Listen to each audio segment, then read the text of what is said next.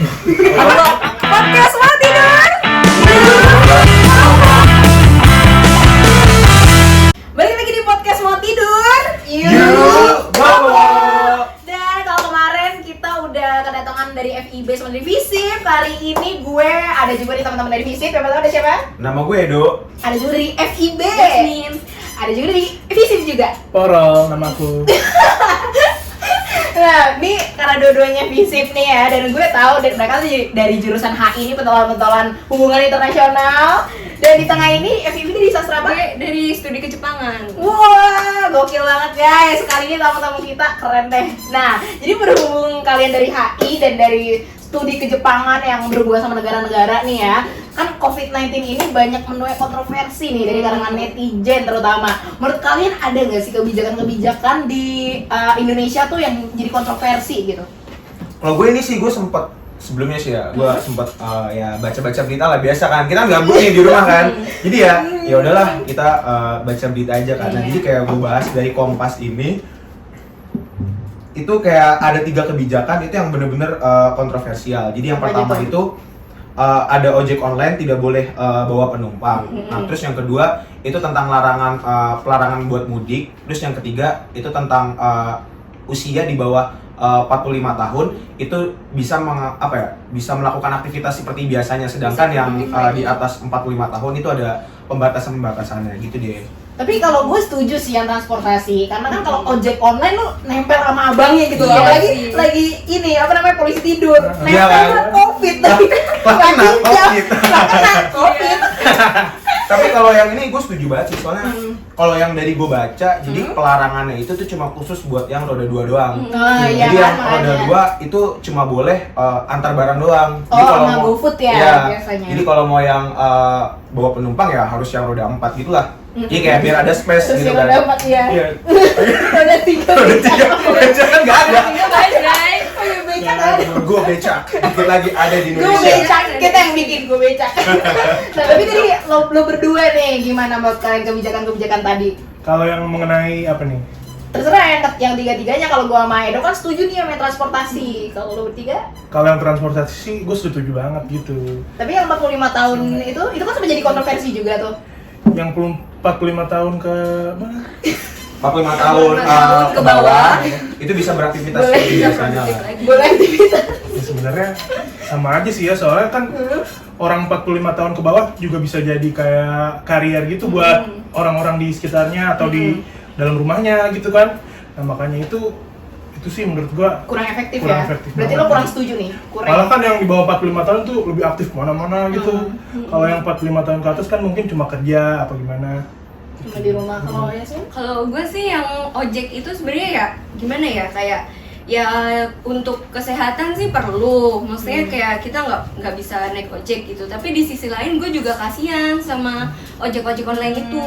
Soalnya di perumahan gue itu ada ojek online yang akhirnya dia beralih profesi jadi jualan masker gitu, jualan masker, jualan tisu kayak gitu. Bener-bener sepi Jadi orderannya ya? sepi, iya.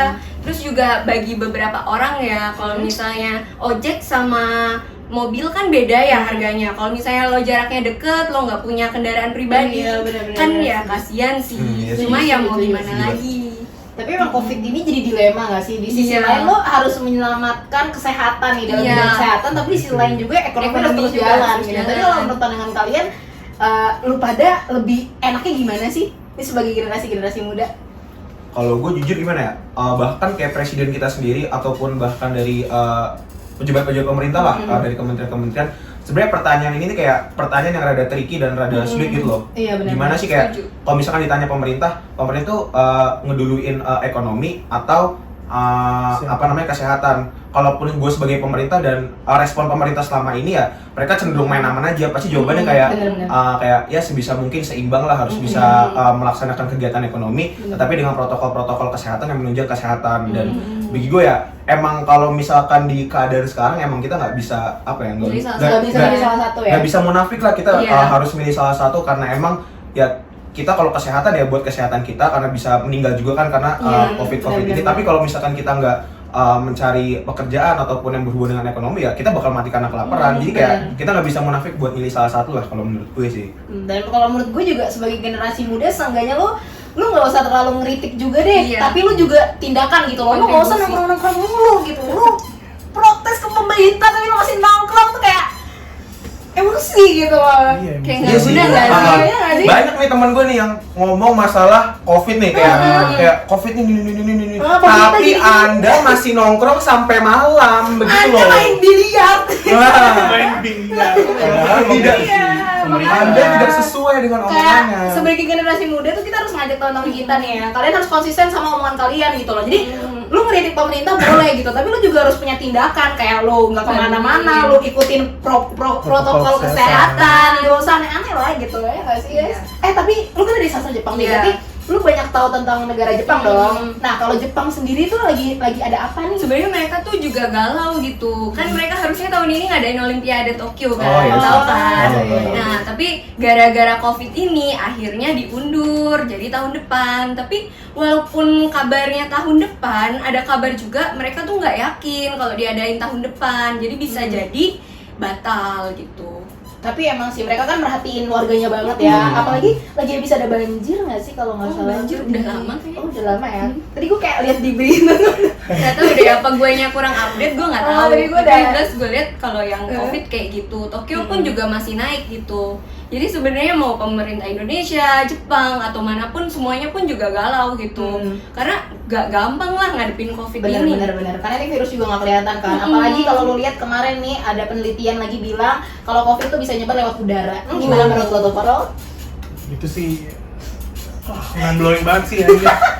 Menurutnya Nggak bisa bayangin kalau itu beneran gue. Jadi kita menurut lo lebih mind blowing itu COVID bisa lewat udara atau ini kalung kesehatan? Wah iya nih, Wow. yang baru ini kan ya. Yang baru banget nih. Mungkin buat lo yang punya komentar lain boleh nih di bawah tanggapannya gimana nih, Farol? ya lebih mind blowing lewat udara sih kalau kata gue ya. Soalnya waktu itu gue juga pernah baca berita gitu kayak di Hong Kong tuh kayak ada hoax gitu mengenai penyebaran COVID lewat udara. Nah jadinya orang-orang tuh jadi terpicu untuk lebih panik gitu deh. Gitu. Iya gitu. sih. Berarti masih belum pasti ya? Kayak gue ya sebenarnya kalau masalah nyebar lewat udaranya kayak gue mikir kayak ini nggak fix juga sih, soalnya kayak kalau misalkan kita berkaca dari Indonesia nih banyak banget kebijakan yang kayak masih pelin-pelan lah. Kayak awal-awal pas COVID gitu kan kebijakannya masker itu cuma boleh dipakai cuma buat yang sakit, yang iya, sehat nggak usah iya, kan. iya. Nah tapi berkembangannya zaman berkembangannya waktu kayak sekarang semua orang kalau mau keluar harus pakai masker gitu kan. Kayak sebenarnya sampai saat ini dari pemerintah sendiri pun kayak masih belum memahami sebenarnya COVID sendiri itu penyebarannya lewat udara kah atau gimana, kayak yang udah pasti kan ya emang pasti bersentuhan kan lewat mata, mulut sama hidung ya kan lewat situ kan. Cuma kayak ya kalau yang berita kayak gitu gue juga masih belum ya tanggapan gue no comment sih, kayak masih Iya. pelin-pelan Tapi gitu kalau menurut gue kalau masalah virus emang lama-lama emang kebijakannya nggak bisa statis Iya. gitu Iya nggak sih, sih? iya Soalnya sih. kan ilmuwan juga pasti neliti juga dong nih virus berkembangnya bakal kayak gimana, ininya ntar penyebarannya lewat apa aja, siapa tahu virus itu lebih kuat kah apa gimana, Iya. kita nggak ada yang tahu. Kalau itu menurut gue sih. Bahkan Masih WHO baru pun juga. juga masih itu kan masih bingung juga kan karena mereka masih harus neliti lagi lebih jauh. Jadi nih buat Indonesia kalau menurut gue nih ya nanti bakal ada kebijakan-kebijakan lain yang mungkin aja berubah-ubah gitu loh sesuai dengan kondisi kita masing-masing. Tapi emang itu secara saintifik udah terbukti apa gimana? Apa? Yang penyebaran lewat udara itu. Infonya itu. Soalnya gue baca dari yang dari Hong Kong itu, kata peneliti di Hong Kong tuh kayak penyebaran lewat udara itu masih bisa ngelewatin kayak hujan, ya Oh, kayak perubahan-perubahan cuaca, iklim gitu. rintangan Iya, cuaca masih itu ya. banyak gitu. Gue kemarin lihatnya kalau nggak salah di Detikcom sama IDN Times. Nah tapi belum tahu juga sih itu yang neliti benerannya siapa. Tapi Iya, kita itu. berdoa aja semoga nggak ada Semoga yang nggak udara ya. ya. Patut dikonfirmasi. Oke, karena dari tadi nih kita udah bahas COVID, udah bahas negara juga. Makasih banyak ya teman-teman. Tapi sebelum kalian cabut, mending kita baca Baca-baca keluhan. Kalau ini kayaknya lebih saran deh, saran buat warga-warga Pekayan nih.